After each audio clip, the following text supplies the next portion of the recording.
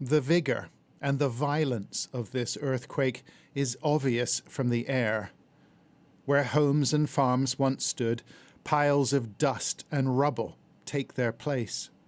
Village life now transplanted to the surrounding fields.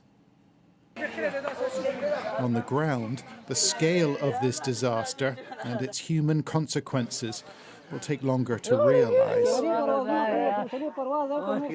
Many here have lost their homes, and many too have lost their loved ones, buried under brick and wood and mud.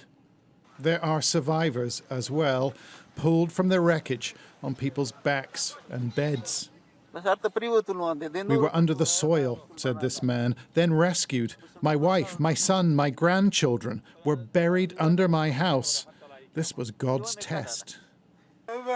More than 1,400 people have died, says the governing Taliban, a number, according to the UN, that is bound to surge. Rescue teams simply cannot reach the worst affected areas. In a voice note, a doctor from charity Halo Trust describes this logistical nightmare. The situation was devastating. All the roads were blocked. When they arrived to the scene, there was lots of tremors. Rocks were still falling from the mountains on the main road. The only source of aid comes from above.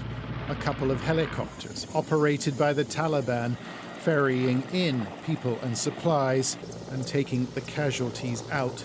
The Red Cross says more than 3,000 have been injured. The Taliban is now pleading for financial assistance, but the international community remains wary of them. The UK will provide £1 million to UN agencies, but the Red Cross says that's not enough. We're already in touch with the European Union.